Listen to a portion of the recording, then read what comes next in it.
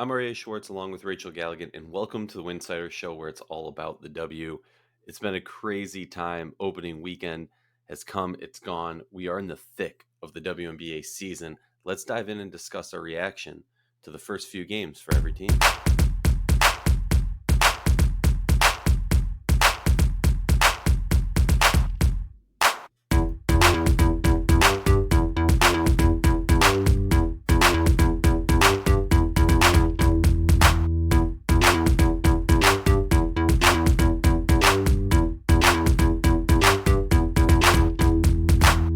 If you like our show, please consider joining our Patreon community, patreon.com/Winsidr. That's patreon.com/Winsidr. For less than a cup of coffee a month, you can directly show support for the hard work we do covering the W.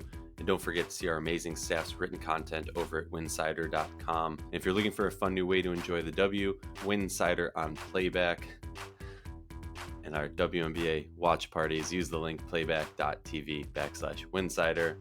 And hey, you never know when we're going to do a WNBA or Winsidr merch giveaway. We're doing tons of these this season, so I hope you can enjoy the fun. All right, Rachel, let's dive right in. The preseason's done. Opening weekend was here. It's gone. I'm sitting pretty good. I texted you this morning. I'm feeling really good about where I kind of placed every team this season. If there's one team that you could throw some shade at me, say I was wrong, I was a little bit high on them, I think the answer would be the Phoenix Mercury. Haven't found that gel yet, which I think is a little bit fair, given their best players coming back off of a horrible situation where they were detained for a year. And then you have Skylar Diggins-Smith missing out, and she was the key player on the growth and the skill level of that team. But I guess how are you feeling in reaction? Any surprises from opening weekend? I don't know that I have any surprises. This is going to sound really harsh. There were some moments, man, watching some of these games where I thought, man, there is a vastly major discrepancy in the Mm-hmm. top and the bottom of this league. I mean, and that's not really anything against kind of what we thought. It was just another thing to actually experience it and watch it. I mean, there were some games where I was like, man, it is very clear, how the talent that this team has, i.e. Las Vegas looked great. They did exactly what I thought they were going to do. I think I was really impressed with Washington overall. I mean, game one, they looked great. They shot extremely well. Elena Deladon looks phenomenal. We know so much of their success lies on, really how does she look. So I thought Washington in their first matchup was really, really good. The second one, and I'm starting to have some question marks in their perimeter shooting. I think that ultimately is what shot them in the foot on Sunday. I mean, shooting like 15% from the 3-point line, I believe. I don't know what they ended up the final was, but yeah, really, really concerned with that. Like, if this team is not knocking down perimeter shots, and you're relying on Deladon and Austin to, kind of do that work, I think their backcourt has got to be much better than what they were on Sunday. But I mean, I was impressed with Connecticut. I think we saw some growing pains early on with every team, and I think we saw it with Connecticut as well. But I think what you saw shine through in the second half of those games was just that toughness that team has built up over a few years now. I mean, that toughness, that camaraderie, that consistency playing together, but then also so many teams, haven't played together. And I think that was apparent as well. So I don't know that I have any surprises. I think I agree with you on Phoenix, but we also thought that's a team that could take some time to kind of get going and find their footing. Really impressed with Griner. I was looking at the numbers yesterday. To average 22 and a half and 8 and shoot like 73% from the field in 2 games is so impressive for somebody who, is just now getting back into the league and finding her footing. I think that is awesome to see. That was probably the highlight of the weekend for me personally. Oh, 100%. I think, there's kind of two camps of teams in the league currently. It's the teams that have continuity and then the teams that were just completely remade. And you kind of have to judge them in different ways. Like the Storm, okay, this is a completely new team, a team that decided to take a avenue of having a large swath of rookies come on. of young players come on. And it showed at times. I mean, losing 64-105, we all knew they were going to lose that game, right? Mm. But to see them lose that handedly, that's scary. That's worrisome for them. And I think it gives some justification. Look, I was on the episode before the season started saying I disagree with some of the power rankings on Winsidr. I don't think Seattle is last place yet. But then these games happen and it kind of proves that it's right. A team that impressed me, honestly, or two teams that impressed me. Um, LA Sparks, Kurt Miller has done a great job of putting a brand new system of players together, finding camaraderie, finding a way to forge forward in a positive way. And to quote the graphic god, Kurt Miller, elite floor raiser.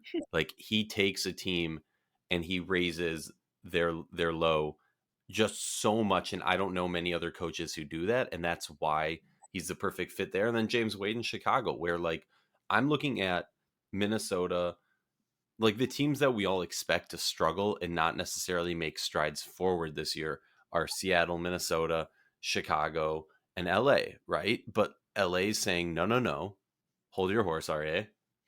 Kurt Miller is going to raise this team up. We're going to be better than our roster says, and I think Chicago's saying that too. Look, to start off 2-0, granted it's against Minnesota and the Mercury, but start off 2-0. Mabry only plays one game, and to have them moving the ball so fluidly. Like they look, and we were texting throughout these games, Rachel.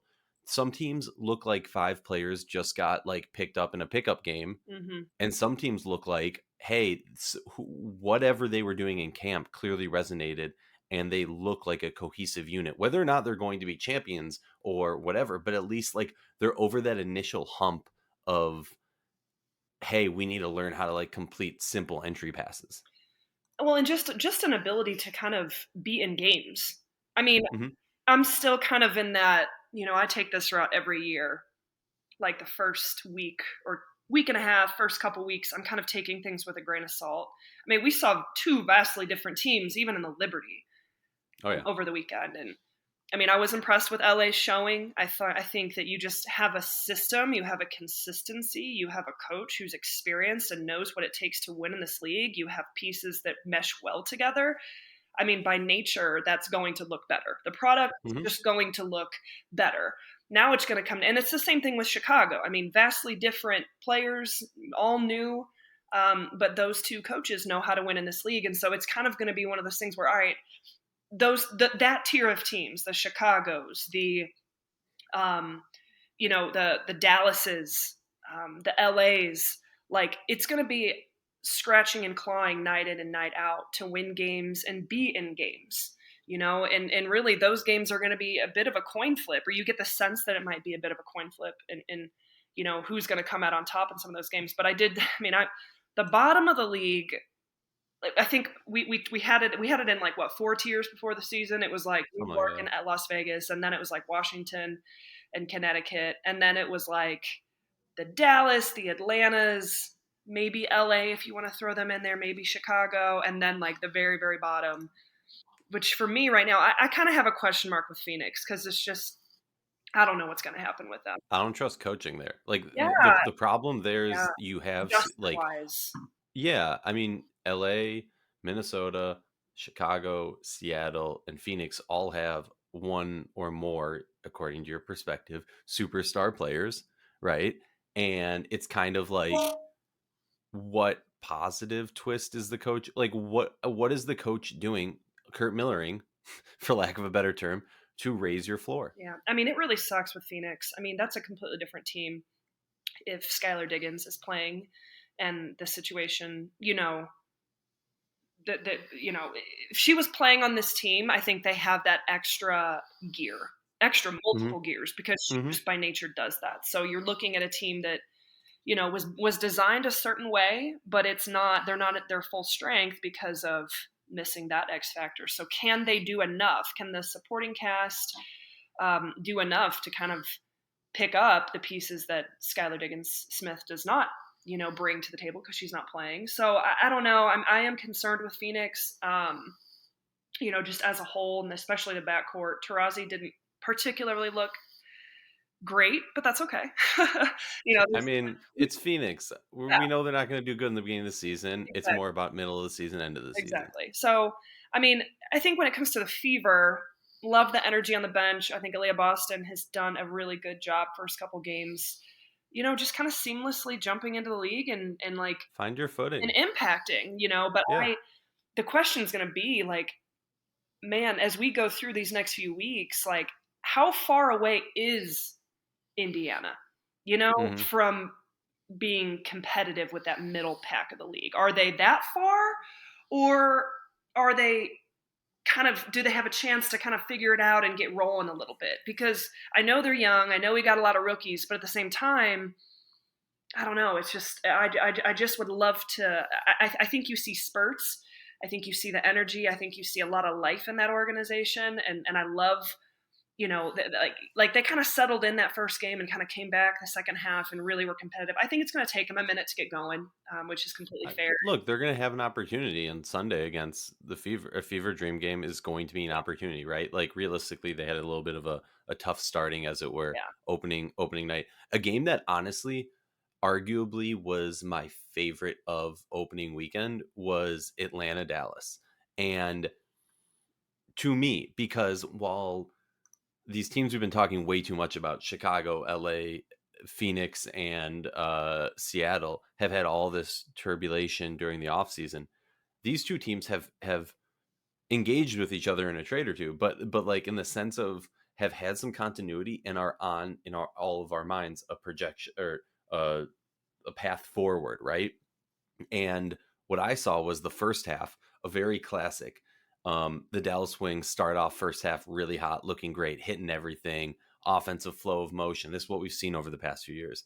And then third quarter comes around and they kind of just go flat. How do they respond to that? Are they able to stick around, extend the lead, keep the lead, and get a win? Atlanta, on the other end, was a team where the first half was complete opposite, just not looking good. That speech at halftime laid into them and said, look, we're not going to give up. We're not down. Let's fight through adversity. This is what we do as the Atlanta Dream. And their third quarter and their fourth quarter looked really good, and they made it a competitive game at times. And I think, look, there's no moral victories, and definitely the Atlanta Dream playing the Dallas Wings is not, like it's not like the Indiana Fever, who if they played the Aces and lost by 1 point, you could argue that's a more, you know what I mean. But to see the growth of these teams not repeating similar Mhm. mistakes that we've seen in years past, I think was encouraging and fun, because I think they're going to be middle of the pack teams this year. Mhm. Mhm. And well, we wouldn't we can't have the show without talking about Stewart's 45-point performance yesterday. Um, Unbelievable. I mean, are we shocked? No, we're not shocked. Honestly, I was a little surprised. It was like I thought for sure she was coming for that record. I was like, man, it's just a matter of time. You've got 45 left, and it just you're winning by that much. And they put her back in to kind of see if she could get going a little bit. But I mean, if you get the sense after watching a performance like that, like it's just a matter of time before she comes headed for that record, that 53-point single game. Let me just say, Indiana Fever's starting five combined for like 49 points. So, wait, let's see. Some days you're just Uh, feeling it. You're just feeling it, and when you're the best player in the world and that happens, that's the result. 48, sorry, 48 points Wow. was Indiana's starting five combined for. Shout out to Christy Wallace dropping 11 off the bench. Um, one of my here's my thing: moral victory. Lexi Hull given the rejection and then just getting.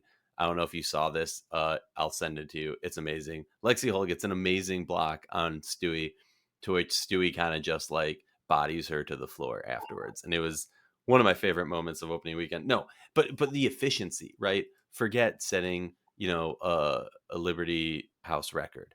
Um, Forget that they drop a 90 stack on him and she scores half the points of this team. Wild. Just the efficiency, shooting 70% from the field. I mean, that is, and some like those shots were easy. Maybe you could argue in the first half. Second half, they didn't just like roll over. It's not just like Stewie's getting these wide open looks. Like there were some ridiculous shot selection, high falutin tootin difficulty shots. Sometimes the the cup looks like a freaking backyard pool, and I feel like that was the case on Sunday for Stewie. So that was awesome. I was really happy to see New York kind of respond after their first game loss to the Mystics. Which, by the way, shout out to you. You did call that. You did call. Um, I my here's my thing. I think I might have even said like my hot. I don't remember. I think my hot take was the Mystics would go undefeated this opening weekend. Mm, I didn't think they were going to lose to Connecticut, but I knew by far that they were going to blow them out at home opener. Here's my thing: the opening two games showed me everything that I assumed about New York and about DC. Um, DC, great elite defensive team. What's going to happen? You can't rely on Deladon to be the only scoring option. What happens? Ariel Atkins historically goes MIA offensively at times. She's an elite offensive player. She's an elite two-way player, but she happens to go but she'll be fine. She'll exactly. be fine. She'll be fine. No, this isn't like a horrible thing. This is just Yeah. like we know this Washington team. At times, Cloud's going to go MIA, start hitting some or start missing some bricks, right? Throwing up bricks. Delhi's going to be doing what Delhi does. Shakira has grown a lot, and that fills in a little bit of the gap. But Sykes is not the offensive player that is going to solve when this team gets stagnant, when this team gets stuck and isn't scoring. And we saw that in that second game. Who was going to step up? Who's going to be that other player? Backcourt. And And when they're what? all when you're all struggling, that's the result. You know, Mm-hmm. you can't afford to have someone in that backcourt, whether it's Atkins, whether it's Cloud. Shatori, someone. You've got to be able to have someone that's given you more production, than what they were able to have. But definitely, I mean, I think what impressed me the most about Washington and Connecticut was I did have them in that kind of second tier, as in like they could give New York and Vegas a run for their money. And I'm not handing anybody any championships here, but like those are going to be highly competitive games. Those are going to be games where you really get the sense that like Connecticut and Washington have the tools to beat Mm-hmm. anyone any given night. It's still an uphill battle with how stacked, like a Vegas is. That seems daunting right now, but at the same time, you've got experience and you've got that, especially when it comes to Connecticut. I saw that toughness and that edge that I think by nature comes with Alyssa Thomas, kind of that swagger that she brings to that court, that identity of that team kind of gets infiltrated just by her being on the team. But I like the toughness I saw from Connecticut, and Washington just really was encouraging. Like, this is the Washington team that we have been familiar with. Yes, it's a little different because you have some new pieces. Shakira Austin's making those strides. Eric T taking over, but like we saw how good that team can be, and we're no longer getting the sense that they're kind of limping into this, at 70% because they've got a couple injuries and things like that. And again, that hinges on Deladon. If she looks the way she looks, they can be right up there at the top of the conversation throughout the course of the season. Yeah, and I would say like on the flip side, on the New York side, it's just like opening night. It was interesting to me because like if I'm gonna be real, like the major difference to me between opening night and the second game against Indiana, where Stewie just goes off, they're making shots. It wasn't like Mm-hmm. they're fine. Like the ball was going in. Obviously, look, the Fever and the Mystics, completely different teams, but in the sense of like they both have such an elite paint presence, and obviously one of them is a much more competitive team.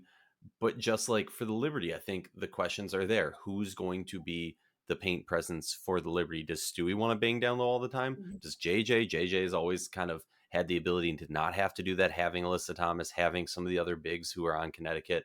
And also just what's going to happen defensively on defensive rotations. Sloot is not an elite defender. And like to be blunt, neither is Sabrina. So Yeah. where is going to kind of that guard coverage going to come from? I think don't get too high, don't get too low. I said this after game one on the playback. Like game one of New York DC made DC look a lot better than they are, and New York look a lot worse than they are. And that's what happens in like the first three games. We react, we bubble over with excitement. But I'm excited to just kind of see where they stack up when, look, Connecticut and New York are playing again soon. We got Mystics, Connecticut coming up again soon. Yeah. And then we also got Sparks Aces. So I think there's going to be a lot of like fun. All right, we had the fun of opening weekend.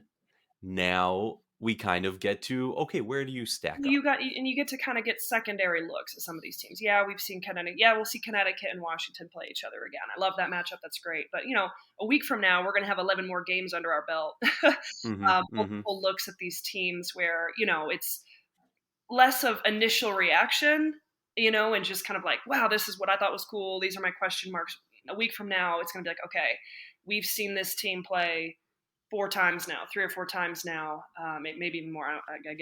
They're playing basically every day at this point, but we'll have just such a better sample size of kind of what we can talk about, what we feel like the concerns may be, the identities of these teams, and kind of what they're about, how they play, what they look like.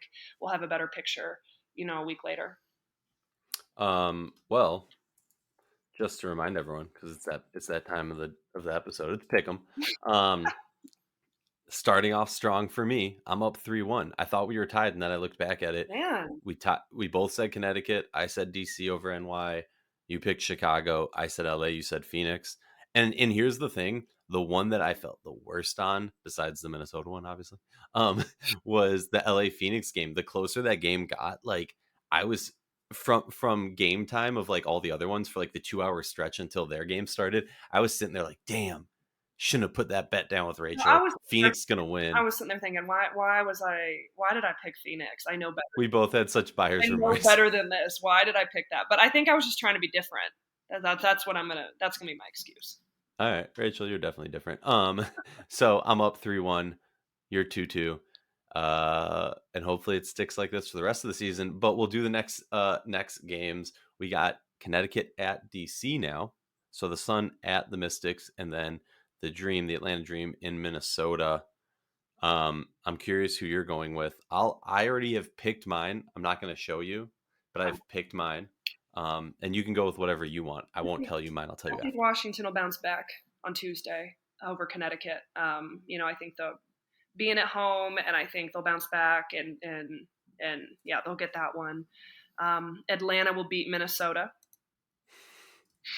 Pretty. We're out. No, it's just funny because I think I'm gonna have to start doing this now so that it's no longer like maybe if one of us gets a big lead, we can start telling picks beforehand. Yeah. But I'm just gonna do my picks and because we picked the same. I was gonna say, I mean, like, because like if you go first, then I feel this pressure to pick something different, and then I'm like, that's Hmm. actually what I think.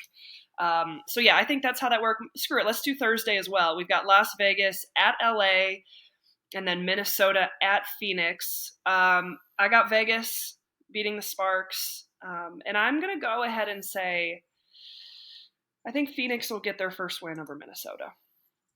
You th- that's that's tough for me. I think Tarazi's Uh, going to have like 25, and I think they'll end up winning. And Griner's going to be Griner, and she's going to keep, getting her footing. And she'll. I just don't know how Minnesota has an answer for Griner, And Minnesota is a completely other animal. We can talk about that at another time, but I just don't think they have anyone that can match up with Griner. I completely agree about the grinder issue. My concern is more so I could see Reeve being like, whatever, go for it. I don't care. We're gonna not let anybody else beat it. Like BG can go off for 50. I don't care. I could see her doing that. Um, my concern is more so Dan Taurasi just has a habit of these recent Lynx teams just like doing what needs to be done to win. And after I believe we have them starting off, they're 0-2, they go into this game. It's a home game. You're playing Phoenix. I think this is a game that Minnesota. I'm going with Minnesota, probably large part because you went Phoenix and that pressure, but also because part of me, like I see both ends of the sword. Like part of me sees Minnesota going, we just lost to Atlanta. We can't be, you know what I mean? And at least from my perspective on it. So we'll see. We got a nice set of games to round out this episode. Rachel, who's your goat?